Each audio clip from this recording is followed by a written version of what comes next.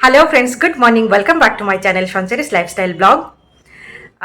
এতদিন আমি ঠিকঠাকভাবে ভিডিও বানাতেও পারিনি, ভিডিও আপলোড করতে পারিনি। আশা করছি এর পরে থেকে পারবো। আপলোড না করার কারণ হচ্ছে আমি এর মধ্যে প্রচণ্ড ঘেটে আছি, একদম খিচেমিচি হয়ে আছি। কারণ আমি এক জায়গা থেকে এক জায়গায় এসেছি, আবার এখান থেকে আবার আরেক জায়গায় চলে যাচ্ছি। তোমরা আগেই প্যাকিং শ্যাকিং দেখতে পেয়েছো, তার মানে বুঝতেই পেরে গেছো আমি আবার আরেক জায়গায় যাচ্ছি। মোটামুটি যাযাবরের জীবনই বলা যেতে পারে। তো চলো কোথায় যাই, আবার নতুন আর একটা জায়গায়, সেটা তোমরা দেখতে পাবে। তার জন্য আমার ব্লগটা দেখতে হবে। তো আজকেই বেরিয়ে যাচ্ছি। তো কোথায় যাচ্ছি, তো লেটস গেট স্টার্টেড। ঘুম থেকে ওঠার পরে এই রান্নাঘরে আওয়াজ পেয়ে চলে গেলাম রান্নাঘরে। এসেই দেখি এলাহি ব্যাপার, এরই মধ্যে মা এত কিছু রান্না করে ফেলেছে। মানে ডাল, আলুর সবজি, ডিম সেদ্ধ, 2 রকমের মাছের ঝোল, 2 রকম মাছের ঝোল বলতে শিঙি মাছের ঝোল, লাইলন টিক্কা মাছ, আবার এদিকে আছে চাও করে ফেলেছে, তারপরে আবার ভাজা করেছে, 3 রকমের ভাজা। আমার ফেভারিট বেগুন ভাজা, আলু ভাজা, আবার লাল শাক ভাজা। এত কিছু মা আছে বলেই পসিবল। আর এদিকে আমার ছেলেটাও আজকে সকাল সকাল ঘুম থেকে উঠে পড়েছে, কারণ ও বোধহয় বুঝতে পেরে গেছে ওকেও আজকে সকাল সকাল রেডি হতে হবে। আর মা এদিকে লুচি তৈরির জন্য লেচিটা কেটে নিচ্ছে, কারণ এগুলো আমরা রাস্তায় সাথে নিয়ে যাব। এবার আমাদের সময় হয়ে এসেছে, আমাদের এক্ষুনি বেরিয়ে যেতে হবে। অনেকগুলো ব্যাগ আগেই পাঠিয়ে দিয়েছি, তাও দেখো এতগুলো ব্যাগ সাথে নিয়ে যেতে হচ্ছে। তাহলে চলো বেরিয়ে পড়া যাক।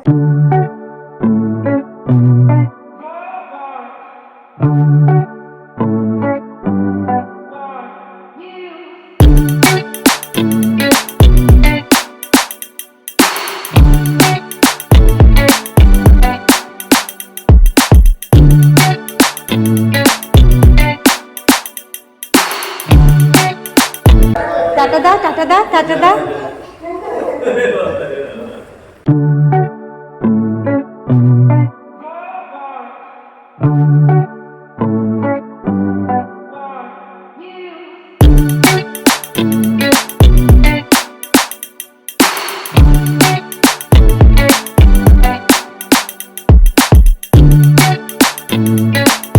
ফাইনালি আমরা বেরিয়ে পড়েছি আবার নিজের ঘর ছেড়ে নতুন ঠিকানার উদ্দেশ্যে। আর ওঠার পরপরই রীতিমতন আমার আবার মাথা ধরে গেছে। এই গাড়িতে উঠলেই আমার এক প্রবলেম, মাথা ধরে যায়। বাসে ট্রেনে অসুবিধা হয় না, কিন্তু এই ছোটো গাড়িতে মাথা ধরে যায়। ওষুধ তো খেতেই হবে, না হলে আজ রক্ষে নেই। যেতে যেতে রাস্তায় মায়ের মন্দিরে দর্শন হয়ে গেল। যাক, এই যাত্রাটা ভালোই ভালোই কেটে যাবে, সবই তো ওনার ভরসায়।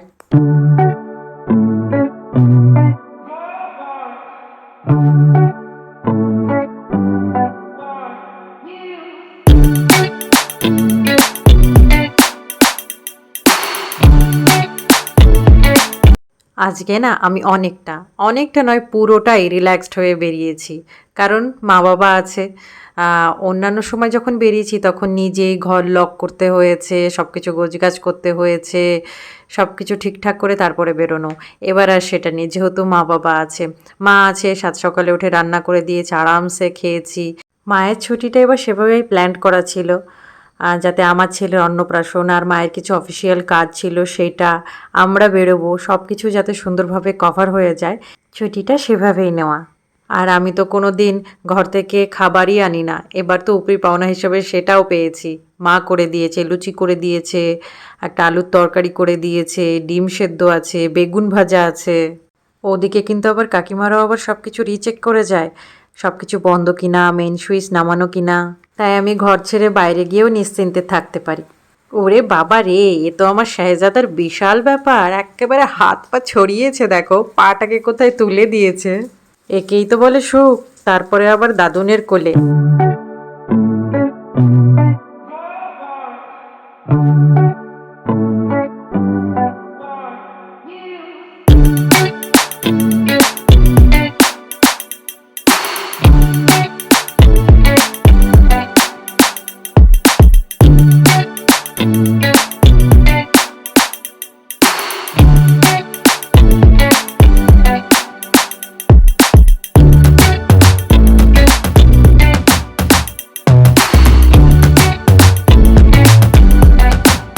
এখন আমরা স্টেশন পৌঁছে গেছি। বাবা আমাদেরকে ছাড়তে এসছে। এই দেখো, বাচ্চার স্টলারের ওপর আমরা জিনিসপত্র রেখে দিয়েছি। আর আমরা ওয়েটিং রুমে যাইনি, কারণ ওয়েটিং রুমে গিয়ে আবার জিনিসপত্র নিয়ে আসা খুব টাফ ব্যাপার। আমরা একটু মার্জিন টাইমে বেরিয়েছি যাতে ডাইরেক্ট ট্রেনে চড়া যায়। অনেকক্ষণ হয়েছে ট্রেন ছেড়ে দিয়েছে। ট্রেনে ওঠার পরে একদম আর ভিডিও বানাতে পারিনি, কারণ প্রচুর জিনিসপত্র ছিল, সেগুলো সেট আপ করে রাখা আর বাচ্চা সামলানো হয়ে উঠছিল না। আর এই যে আমার হালুমটা ট্রেনের মধ্যে যাকে দেখছে তার সাথে ভাব জমাচ্ছে। ওর চেয়ে একটু বড় একটা বাচ্চা ছিল, সেই বাচ্চাটাকে সুন্দর করে ডেকে ডেকে নিয়ে জড়িয়ে টড়িয়ে ধরে দিয়েছে খামছে। তারপর দেখে ওই যে ওই বাচ্চাটা আর আসছে না। এক জায়গায় বসে বসে ওর ভীষণ অসুবিধা হচ্ছিল। এর আগেও একবার ওর ট্রেন জার্নি হয়েছে, মানে লম্বা জার্নি হয়েছে, তখনও একদমই বেবি ছিল। তখন তো আরও কিছু বুঝতে পারিনি, এখন বুঝতে পারছে, হাত পা হয়েছে, তাই ছটফট ছটফট করে গেছে সব সময়। আর আজকে ট্রেনে এত ভিড়, মানে পুরো হাউসফুল। আমার দেখা এই প্রথম ট্রেন হচ্ছে হাউসফুল। অনেকের তো টিকিটই কনফার্ম ছিল না। আর এখানে যারা ছিল প্যাসেঞ্জার সবাই বেড়াতে যাচ্ছে, মানে এমন মনে হচ্ছিল যে পুরো ট্রেন সদ্য বেড়াতে যাচ্ছে, আমরা বাদে। অবশ্য সিজনও এটা বেড়ানোর। সে যাই হোক, আমাদের একটা সাইড লেওয়ার ছিল বলে বাঁচোয়া, না হলে এই বিচ্ছুটাকে নিয়ে না খুব মুশকিল হতো। আর আমার মনে হয় বাচ্চাকে নিয়ে সাইড লেওয়ারই সব থেকে ভালো। ফাইনালি ছেলে এখন ঘুমিয়েছে, কিছুতেই ঘুমোচ্ছিল না। অনেক জোর জবরদস্তি করে ঘুমটা পাড়ানো হয়েছে, দেখি কতক্ষণ টেকে। মাঝরাতের বেলা ট্রেন থেকে একা একা নেমে পড়লাম। হাজব্যান্ডকে জানিয়ে এসেছি, একা একা পালিয়ে যাওয়ার জন্য আসিনি। আর নেমেই যাবই মোট সিনেমার কথা মনে হচ্ছিল।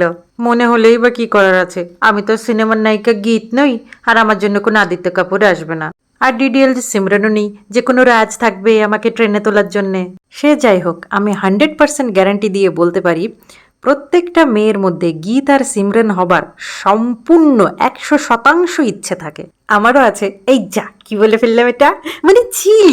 থাক এসব ফিল্মি কথা, আমারটা পুরো কম্বো প্যাক। রাজ আদিত্য সবই ও। হ্যাঁ, কি আর করুম, এসব কইতে হয়, নাইলে সংসার করুম কেমনে। যাই এইবার ফেরত যাই, সিনেমা পাশে পইরা থাকুক। Hello friends, good morning, welcome back to my channel সঞ্চারিস লাইফস্টাইল ব্লগ। এটা হচ্ছে পরের দিন সকালবেলাকার ভিডিও। রাতে ছেলে বেশ ভালোই ঘুমিয়েছে, একটু ওঠেনি। এখন ওর বাবা ঘুমোচ্ছে, ছেলে জেগে আছে। আর আমাদের প্রায় নামারও সময় হয়ে গেছে। আর ট্রেনের মধ্যে দুটো দিদি পেয়েছে, দিদিগুলোর ডেস্টিনেশন আর আমাদের সেম সেম, একদম লাস্ট স্টপ। আগে স্টেশনে না পুরো ট্রেনটাই প্রায় খালি হয়ে গেছে।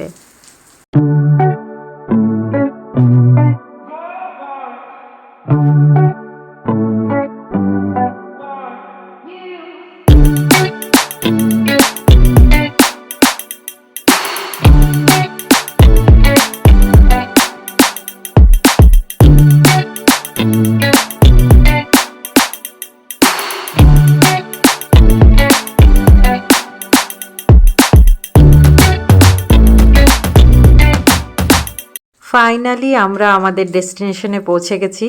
জায়গাটা আমার কাছে নতুন নয়, পুরনো। এর আগেও আমি এখানে এসেছি। যখন এসেছিলাম তখন আমি একা এসেছিলাম, কিন্তু ফেরার সময় ছেলেকে সাথে নিয়ে গেছিলাম।